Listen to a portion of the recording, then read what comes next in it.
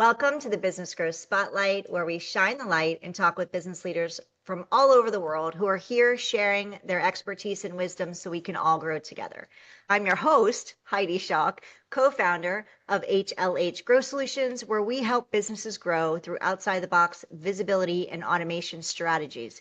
If you're new to this podcast, welcome. You're in for a treat. My guest and I, he's from California. I'm from Florida. We're on two opposite ends of the country. However, we have a love of dogs. So we're bonding over that behind the scenes. So if you love dogs, you're in for a treat. If you don't love dogs, we still forgive you. But without further ado, welcome to my guest, Dr. Eric Reese with Forever North Partners. So welcome, Eric, to the podcast. Thank you very much. It's a pleasure to be here, Heidi. Thank you for having me on this podcast. I'm looking forward to a great conversation. I am too. So, Eric, why don't you start us off and tell us a little bit about yourself, about Forever North Partners, and your role within it? Sure. Thank you very much. Well, I am the CEO and co-founder of Forever North Partners. The other co-founder, my partner, John Morris, he's the CFO slash COO. We started Forever North Partners because of our various skill sets. My skill set has always been in sales and marketing within the life sciences community and holding a variety of positions anywhere from the salesman carrying the bag in the field to vice president, CEO as well. My partner, same type of thing, but he's more the financial world. So putting us together, we figured, well, hell, we make a good team or at least one good person, having both sides of the coin. So we started Forever North Partners offering business service solutions specifically within the life science community proper. Most of it being drug discovery and development just because of my background. We started it with the intent to really work with small size companies, maybe startups that are scientific based and founded, but don't necessarily have the wherewithal of the structure for sales and marketing. So we were originally helping them, and then we branched out and developed other tools. So we've helped anywhere from small companies to large companies, depending upon what they need. And again, it's on the business end of the sale of life sciences. So, and I appreciate you sharing the partnership that you have, because I resonate with that. Between you met my business partner Electra, and yes, and now you and I have the pleasure of speaking with you, and she's the brains behind the operation, and I'm the face of the operation. So I totally get where how the different specialties and expertise completely mesh together and make it like a perfect one person. So I loved how you put that. So your background, Eric, spans sales, marketing, commercialization, and business strategy within life sciences, as you shared. What inspired you to create it, and what gap did you see in your market? Sure. So, in terms of being in sales and marketing, I originally I have a PhD in cell molecular and developmental biology, and trying to break into a sales role is a little bit difficult because a lot of times what you'll see within companies is they feel that as a PhD starting out, you're too opinionated. And for a lot of reasons, they're right. It's kind of hard to jump right into that role. So I started out in application science, helping and assisting salespeople, and gradually gravitated towards that sales and marketing role. And I had the opportunity to work with some really great mentors. I really got to give it up to them because they took a chance on me when in a small company environment, you probably wouldn't. You probably would want someone that is a heavy hitter or understands what they're doing quite well. And I made the excuse of telling them, well, hell, you can tell me that anything you want about marketing, I'll believe it because I don't have any different knowledge of it. So it was really great to work with them. And they developed a really customer-focused skill set with me that was focused on really closing and flipping companies. So when John and I, my business partner for FMP, when we started out as I had mentioned, strictly working on sales and marketing applications for, if you will, for within drug discovery. What we noticed is that particularly within mid to small size companies, there's gaps in how they do commercialization. And the gaps really stem from using multiple vendors. So when they're in the process of doing a commercialization of a product or service, there's different steps that they have to go through And those steps really create bottlenecks and gaps. And it ranges from using different vendors and having different vendors have their own timelines, their own cost, as well as how they present things.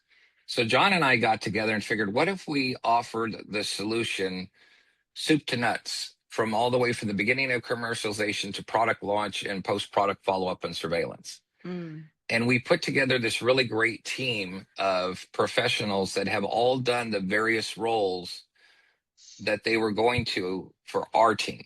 So we brought in legal, we brought in HR, we brought in creatives. But again, all these people were experts at what they did, or what they do. So putting the team together, when we approach a company now, what it allows a company to do is customize what they need for commercialization. And what I mean by that is, so if you have a small size team, you may need HR and sales support, but you may not necessarily need legal or clinical trials or anything like that. So by us offering the whole team, the customer can select what they need to finish out their process. And the customers ate it up alive. We figured at first, let's go ahead and just make it a set price. We offer the whole pipeline, live with it. And about a month into it, my partner and I came back and said, we're wrong. We're really wrong because we're not meeting the gap. We're basically telling customers, here what it is, buy it. And so then we decided, you know what, we're going to just basically make it kind of a la carte. You could customize it. And fortunate for us, very fortunate, the customers ate it up alive. Yeah. Because they're like, cool, we can get this and this and this. And again, what it really does for them, the customer, is it cuts down on that miscommunication and misunderstanding. And also, since it's through one vendor, we're all on the same timeline. Mm. Yeah, so it's been great that way. It was identifying what the problem was, or it currently is with customers, and then trying to find that solution as opposed to a force fit and saying, buy what we have. Exactly. And I think that's so key. And I think I want to say thank you for sharing that and being vulnerable about where you all like missed the mark. Yeah, And then like looked at it and go, okay, what's working, what's not working? This is obviously not working. We're not meeting yeah, the gap. We're not yeah, meeting them where they are. And you yeah. know the problem, but you're, and that's one thing I want businesses and the CEOs and founders who are listening to this to realize that, listen, you understand the problem, or you probably understand the problem your customers have, but they might be in a different spot of their needs with that Hmm. problem. So by you being able to meet them where they are, that's where you're going to be really relevant Yeah, to yes, them saying, yes, you're my people. You're the company I want to work with to solve this problem. And there's many times where when I was a business strategy coach, we've moved more into the done for you space. But when I would always, that was one of the things I would coach them and share with them. Like, it's really important that you're meeting your clients where they are. And it's yes, important to have those conversations because not everybody's going to be in the same place. And if you're yes, one step ahead of them, they might not be ready for you. If you're one step yes, behind them, then they don't need you, right? yes. And then if we're locked into creating it and going, this is our package, take it or leave it, like you shared, we could be Hmm. missing out on helping a lot of people. And then Oh they could yeah, be working with yeah, another company that's not as good as you, and they're not going to get the yes. results that you could have gotten them. So that was gold nuggets right there, Eric. So thank Thank you. you. Appreciate So, it. many life science companies have incredible science, but they Mhm. struggle with commercialization. So, what are the biggest mistakes that you see organizations make when trying to Sure. bring products to market? Oh yeah. The key one really for life sciences that I see all the time is talking about how great your company is. Mm. They'll go to market and they'll say, my product's great. It does X, Y, and Z. And, what I was taught with my mentors is don't build it unless somebody actually wants to buy it. you know? And, he would always ask the question of our R&D teams at the various companies that I was a partner with them at. He would ask, did you guys talk to any customers and see if they actually want this damn thing? Do they want to buy it? Does it make sense? And so our approach with customers is really taking kind of key off of what we all learned in, let's say 10, 20 years ago with spin selling, is put yourself in the customer's position and what keeps them up at night. And I know that's really an old saying, but a lot of companies say it but don't address it. And so your customers, particularly for ours, one of the famous sayings that I have with a lot of our clients is that no one wants to buy your product. And they're like, what do you mean no one wants? They get defensive. And I tell them, I says, look, a scientist really doesn't care if he discovers a drug with a toaster. Doesn't make a difference to him. He doesn't get paid because he or she developed a product on your instrumentation. They get paid because they developed a product. So what you want to do is fit your product and or service with what keeps them up at night and what are their pain points. So you want to speak to them about solutions you offer. And I see so many times as science companies, particularly startups, where they're starting out with how great they are and how great my product is. And I'll always ask them, do your customers buy it for that reason? Are they buying it because of X, Y, and Z? And a lot of times, surprisingly, I get, I don't know. And I'm like, go ask. Go ask them, why are they buying it? Why are they using it? What does it solve for them? And once we get them over that hoop, that little hill there, it starts, the light bulb goes off. And Yeah. they're like, oh, I bought it for this. And I'm like, well, if your customers are buying it for this and you don't have a sales and marketing program designed around that, design one around that, you're going to get traction. And lo and behold, that's been, our success there is getting customers to see that it's not your product, it's what your clients do with it. That's Right. key. That's what are you solving for them? Right. It's like the Yeah. widget. The widget can be Yeah, exactly. fantastic, but if the widget doesn't solve their problem, then they don't need the If it widget. doesn't solve anything for them, they're not going to buy it. Exactly. Really. Exactly. And I Yeah. love what you said, like, don't build it before somebody actually says they want it, right? A Yeah. lot of people Yeah. just go out and build something, and we spend a lot of time on, I've done this. I think a lot of business owners have done this, where you're like, I know what they need. And we go and spend a Hmm. lot of time creating it. And then we go to market and it's just like crickets, like, oh boy. And then Yeah. all that time we can't get back. When if we actually spent that time having conversations, then we can build it based on those conversations. So Yeah. really Yeah. good. That's one of the problem. The other one, just briefly, is sales and marketing misalignment that we see a lot of, Mm, where sales is doing X in the field and marketing is developing tools. And I'll, go in there as a consultant and ask them, when's the last time you've talked to sales? And sales who are those guys? And I'm like, you're developing tools, you're developing collateral for whether it be in the field use or trade shows. Maybe you should talk to them and ask them, is it what they need? Because you're dependent upon them to sell it and make your company profitable. And so I've had a lot of times where we've brought these teams together, and at first they can be very defensive. Well, I do this, I do this. And then trying to mesh them up and see, well, what you're doing can directly affect the bottom line for the salespeople. And then they'll come back and ask for more because they can actually use it. It mm, is actually something that they want. And once they get over, the ego situation, then the teams start firing on all cylinders. And yeah. it's a pleasure for John and I because oftentimes we get the question, why didn't we do this before? Or we'll get the question, well, I knew that. And I'm like, well, why didn't you do it? I'm glad I'm here, but if you knew that, why didn't you do it? You know? Yeah. Yeah, that Yeah. could, and you just were, that's such a good key point. And what I was thinking of when you're just, wrapping up that piece is that, everybody has their numbers and their goals, right? And their targets they need to meet when in Hmm. business and corporations. And they feel like they have to do it alone. We got a lone wolf there, Hmm. which is our department, we'll figure it out. This is our department, we'll figure it out. And instead of cutting, so they're not coming together. But what you said is Hmm. brilliant. Like, bring them together. Just because they're separate departments doesn't mean they have to live separately. They should have those Hmm. relationships and that communication. And then that's where the magic happens. Yes. Yeah. Yeah. Yes, very much so. So good. So good.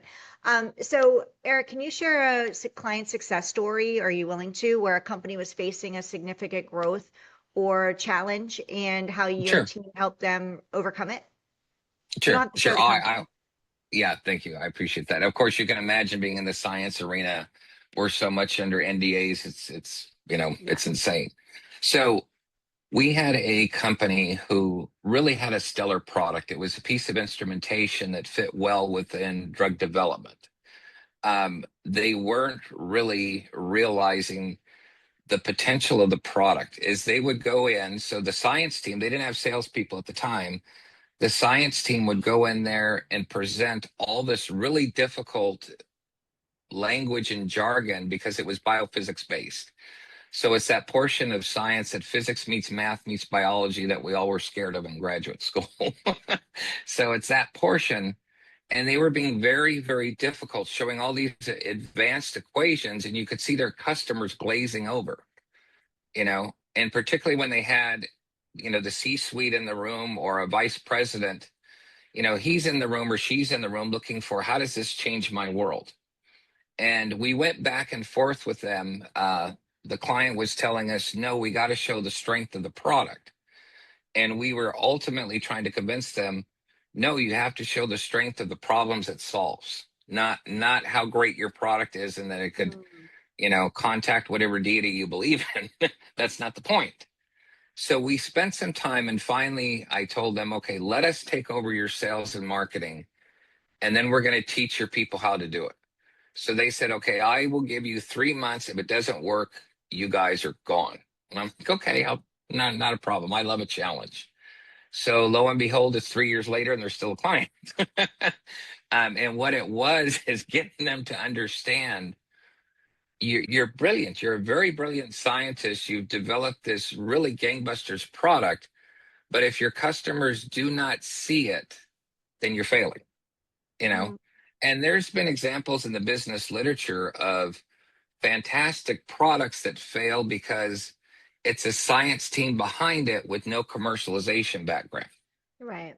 And what it is a lot of times, as scientists, sometimes we are a little bit posh in our egos and figure, well, good science sells itself. And that is absolutely false. Good science doesn't sell itself. Um, Good people sell good science, and understanding how that process works. So when we finally got this customer over the hump, it's working out well. Now what we're trying to tell them is we need to divorce ourselves and give the baby up for adoption because as consultants, that's what we do. And they want us to stay on permanently with them. So it's a nice problem to have. It really is. And Right. they've been great. We've enjoyed them. We've enjoyed their professional relationship with us as well as their personal relationship.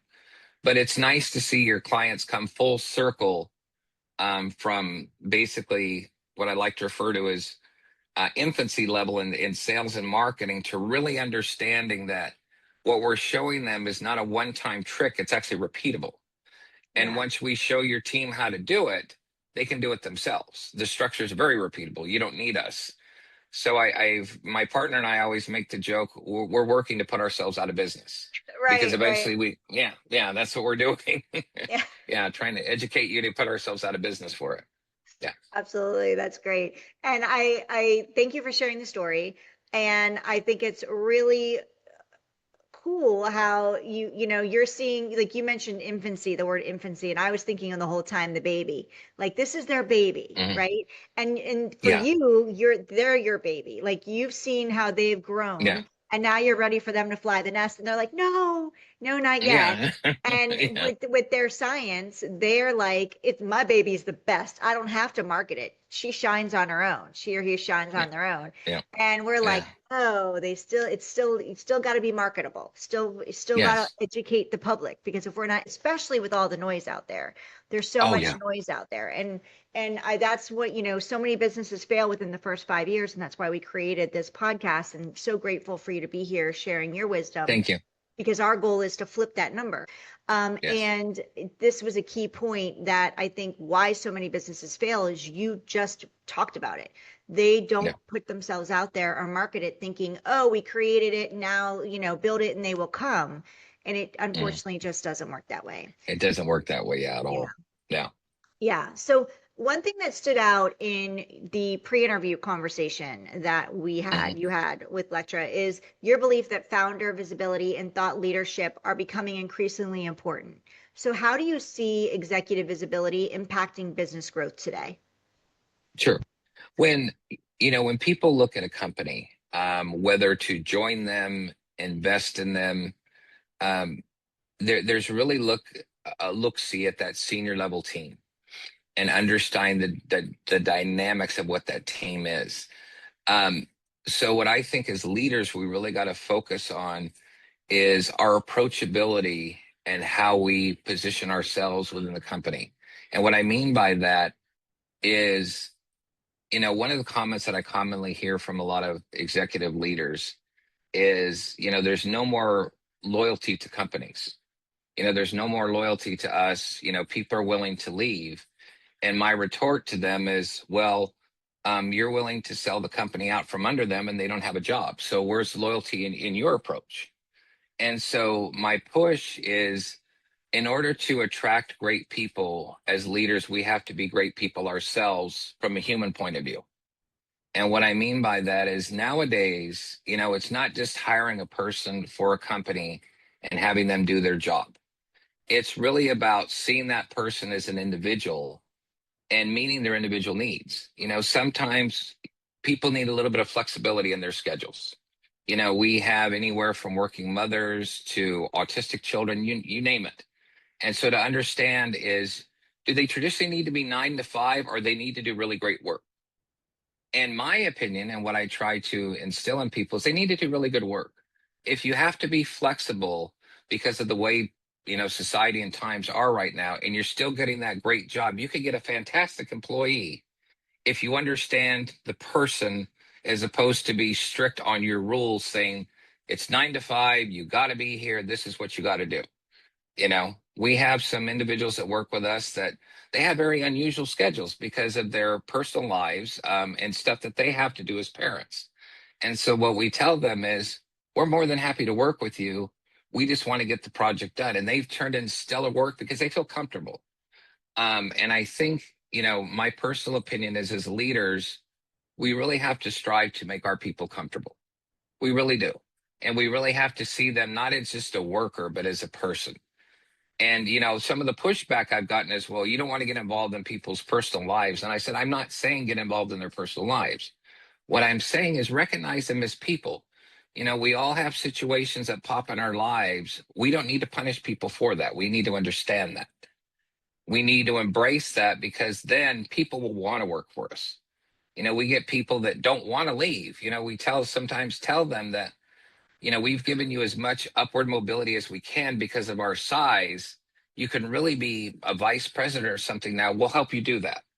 I don't mind people leaving, to go on to a better role. I know I sound kind of false in that, but it's really true. If someone comes to us and they say, well, I run my course here, I've been doing great, but this other company wants to make me vice president or senior vice president. My first response is, I'm sorry to see you go, but how can I help you? Because if that's your next best role, I want you to do that.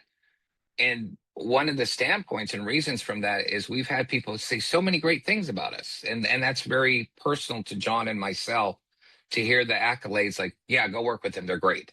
They're really nice people. They're down to earth. They do some great stuff. That's a compliment for us. Not that we're just a great company, but that we're great people.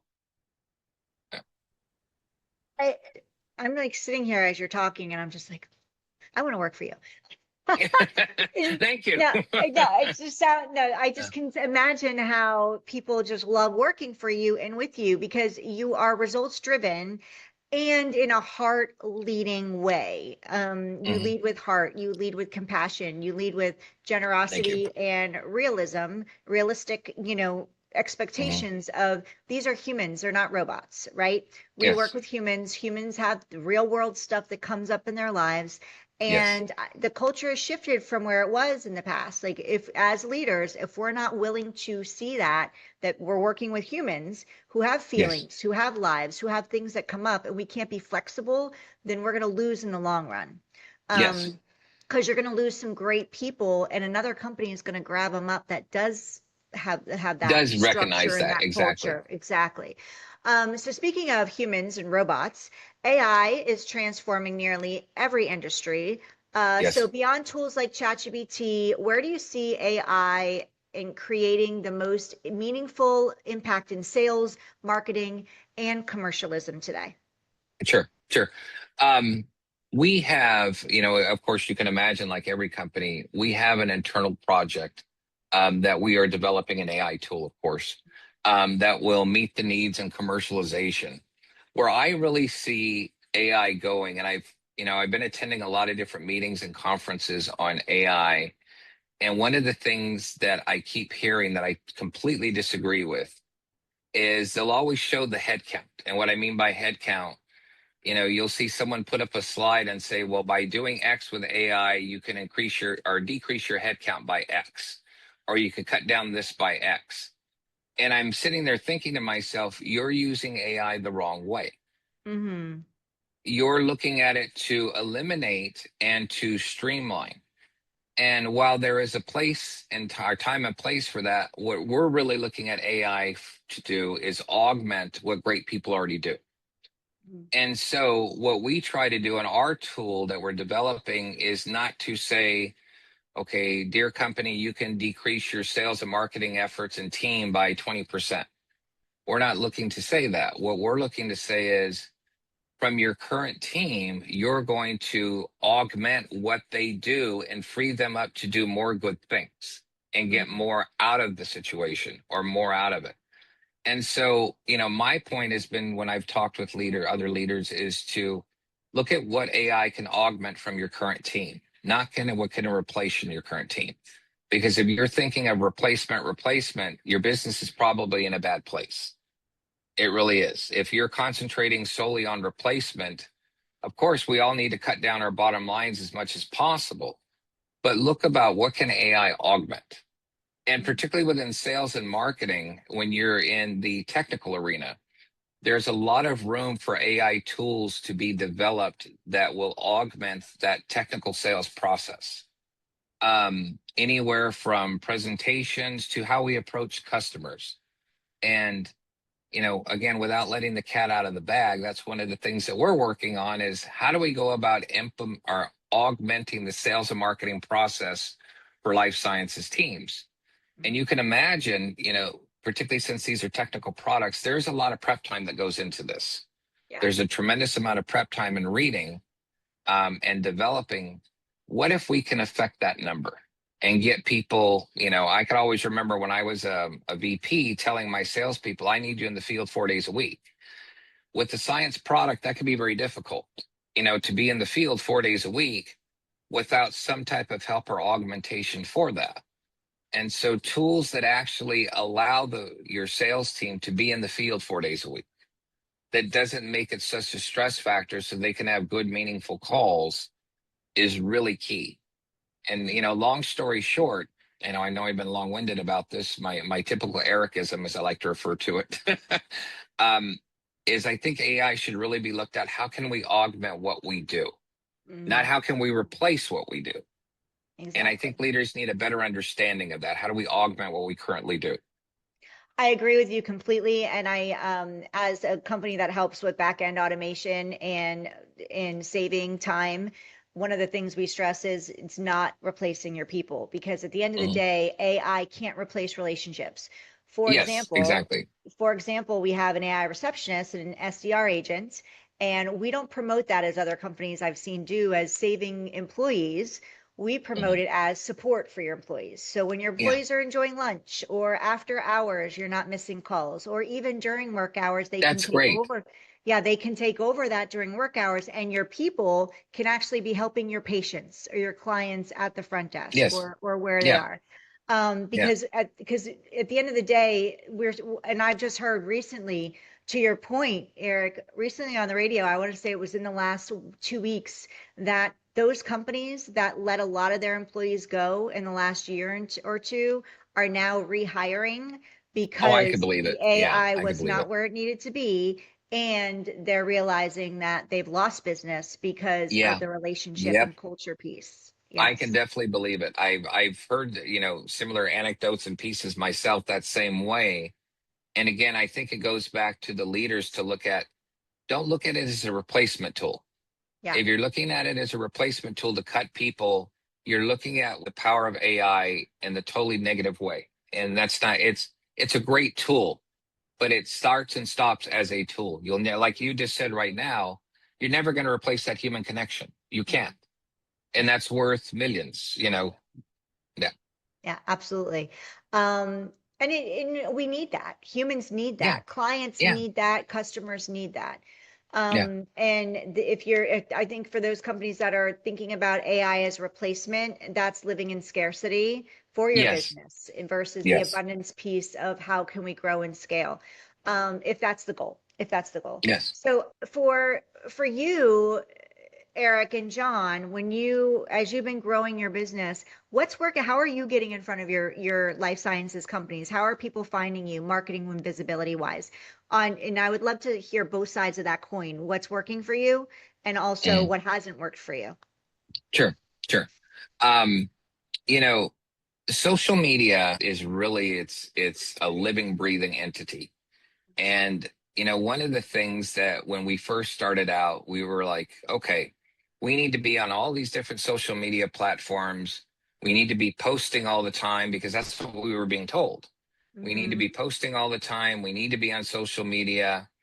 And one of the things that I've noticed, and I even noticed this with clients that we work with, are you on social media in a meaningful way? And what I mean by a meaningful way is, without mentioning names, I've seen, a lot of our clients post, well, I'm on my plane now. And you're posting it on LinkedIn to a group of professionals and you're showing yourself on a plane. Is that really useful? If your clients will see it as maybe somewhat of an annoyance or maybe something that belongs on some other, social media platform. Mm-hmm. And so what we really did is look at those social media platforms and how are they used? What's their purpose? And like for LinkedIn, LinkedIn, of course, is a heavy business platform. It really is. And you're starting to see, of course, more personal issues be flushed in there.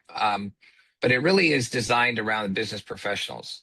And so what we try to do is make sure we're delivering meaningful content and not just being on the internet to be on the internet, you Mm-hmm. know. And there's a magic number there, of course, to work towards. But when I always advise our clients, we tell them, are you being on the internet to be on the internet and be seen in a meaningful way? Because what you don't want to be seen is doing it to be an annoyance. When you're posting, I'm on this trip, but you don't say anything. Or Right. well, this is, we went out to dinner with so and so, but you give no reference for it and what it actually meant, what you accomplished. Um, Again, and particularly in a business based social platform, that doesn't really help you. Does the content meaningful and does it speak to what your customers want? Always look at that as your face, is it's presenting what we want. And then realizing where your customer base is. For life sciences, the customer base is, of course, 90% of it's going to be LinkedIn, and then, of course, Twitter or X, however you refer to it these days. I always just say I still Twitter. say Twitter. I I still still say say Twitter Twitter. too, but Yeah, yeah. I just don't associate it with X. Um, it's, are we being there in a meaningful way, a purposeful way? It doesn't mean that we can't have fun doing it, but say those things and do those things that help your client decide if you're the ones to work with. Yes. Don't just show them that you're on the web because everybody's on the web. Right. How do you attract attention? And I think a lot of clients, when we talk to them, I tell them it's not about just getting out there. You've got to create mind share. You've got to create it such that you're in your client's head in a meaningful way, not in an annoyance way, because there's a lot of people to choose from now. There's a lot of great talent out there. There's a lot of up and comers that are really going to take over things. So you have to create that mind share in a meaningful way that's purposeful for your clients and not just I went to dinner with so and so, you know? Absolutely. Yeah. Yeah. For sure. And it's we see it a lot. Cause, Yeah. 'cause- and like to your point, like you're flying home on a plane and you're taking a picture of yourself on a plane. That's great because you took a time to do that. And then when posting it, did you come from a conference? What did you learn at the conference? Are you excited Yeah, to implement exactly. this into your technology? Like that's where that photo takes on a whole new level of meaning Perspective. and Exactly. Yeah. engagement. If you're taking a picture of yourself at dinner with a group of people, like you were saying, like, okay, was this reminder how AI is driving people more toward relationships and the power of Yeah, relationships that you're bringing into your business and culture for your team? Like those are a lot of the exactly. different. I Yeah. mean, the images still work. It's just a Yeah. matter of how you're sharing that. And that's such a good point because I know, I'm sure I've done it. I'm sure there's a lot of Mhm. people listening that have done it and they're like, okay, I get to be more intentional on how I Yeah. share In this, your posts. Yeah. especially on LinkedIn, because you're not, it's the goal is not to be an influencer on LinkedIn. Yeah. It's It's to not. Yeah. provide value because all the people on there are business people who are busy. And if they're going to Yes. take time to read or engage with your post, they're only going to do it if it's meaningful and giving them value. Exactly. Right. Yeah. Yeah, Yeah. absolutely. That's such a good point. Something we have not talked about on this podcast. So I'm so glad you shared it. Oh, thank you. Um, so Eric, when it comes to, you talked about the marketing and what's worked for you there. When it comes to Mhm. AI for you, like as your business continues to grow, are there processes or workflows that are still more manual than you'd like them? And where do you see gaps in the AI for you, Sure. if there are Sure. any? Sure. One of the gaps that I see is, a lot of email platforms out there now have AI as a tool, where you can get it to generate a message for you or reply for you, um, which is great. But particularly for technical industries, the replies have been too vanilla. So we still have to go in there and do a lot of wordsmithing. And the promise of AI that we were, of course, given was that it'll solve X, Y, and Z for you. And we've noticed that, particularly with technical industries, it does not. It's going to give you a vanilla answer. And so we're still a little bit more involved with our email than we would like to be. And particularly, I know I'm preaching to the choir here. Being in sales and marketing for my, 25 plus career, I'm on everyone's list. So I get so much. I'm up to 400 emails a day, and there's no way I can read them. Wow. They're Yeah, yeah, and so I find myself skimming or looking out for, key people or key things that I know of. But if there's some way to tackle that in a meaningful way where you're not missing things. And mm, what I've noticed for technical industries, there's a lot of great apps out there for mail. But what I've noticed is for technical industries, they're still missing that portion of those things that we want to catch. mm, And I think what it's going to need, myself, and we've talked about this amongst my team, is get some really, really great AI experts together with some really great sales and marketing people from technical industries, put them in a room together and brainstorm this idea out. Because I think if someone can develop that tool where, someone like me that's getting 400 emails a day, that I don't have to spend 6 hours at night doing it because I don't want to. There's better uses for my time than that. I see that as a definite gap. Um, mm, the other gap that I think people are missing is, in some regards, they're letting AI do the job for them. And what I mean for them, I've seen a lot of posts where you can tell this is 100% AI written. And it doesn't even sound like these people because I know them. I know that they don't talk that way. You know, I'm like, did you even maybe read this or something? We still have to make it ourselves. mm, So what we tell our customers is they're telling us, well, you're saying not use AI. I said, no, I'm not saying that. All I'm telling you to do is you asked it to write it for you. At least read the damn thing. Read it and see if it sounds like you. Because people that know you and trust in you, believe in you, they know that that's not you. They know mm. that you're pushing it out just on AI, and it basically falls short of that human touch that you need to make sure your customers are getting. Yeah. Yeah, you have to input the information of your Yeah. personality, who you are, Yeah. past things that you have, whether it's blogs or content or things that you've done, you've got to feed it to the AI. You've got to Otherwise, what feed it's it going in. to Yeah. do, yeah, it's going to search for what other people said, and then it's going to write it based on Yeah. what it sees out on the web, and then it's just going to think it's you, and it's not. So I agree with you, Yeah. and it's funny when you come across that and you know the person, you're like, Yeah. and then there's Yeah. blatant little things like the M dashes and things like that in the Yeah. really short Yeah. forms, and then the sentences that start with not, but, like, Hmm. that whole format you Yeah. can tell. So yeah, it's never put out the first push of what AI Yeah. gives you. always Yeah. tweak it, if at least a minimum of three, if not four, five, six times. Yeah. I tell people, at least get rid of the damn hyphens. Yes, please do that. That, Please do that, that. that is like AI 101. If you have a Yeah. hyphen, this is AI generated. That's all it Yeah. uses is hyphens. Yeah. Yeah, and it's but you know what I've seen so many there's people out there on social media where they still get a ton of engagement even though it's obvious it's AI, and I Yeah. have clients that are like, "Well, they're getting." I'm like, "They've been doing this for years. They've been Yeah. on this platform. They have a huge following. You're not there yet. So let's Yeah. build the trust up and Yeah. speak from who you truly are without it being obvious, a glaring neon Yeah. sign that this is AI. For them, Yes. they can get away with it sometimes, but for the most Yeah. part, Yeah. let's Yeah. remove those basic stuff. Yeah, Yeah. We've gotten the same thing and then from some of our clients. Well, they're doing it. Well, they have 2 million followers. You have exactly. seven. It's a little bit different, you know? A little Yeah. different. Yeah. So my final question, and I need to let you go because we're running Sure. almost out of time. Um, if I could give you a magic wand, and I know you told me one of the gaps, but if I give you a magic wand and you can wave it over one issue you're having right now and go poof, take it away, it disappears. What would that be and why? For FMP or just the For FMP, general. for you. Okay. Yeah, the magic wand would be really the email gaps. My Mm, my team is overloaded. My yeah. team is overloaded, and I know all of us are missing key things, and we're trying to develop tools to really solve that because we really want our teams interfacing with customers as much as they can Yeah. and are doing their jobs as much as they can without being bogged down with 4 or 5 hours worth of emails.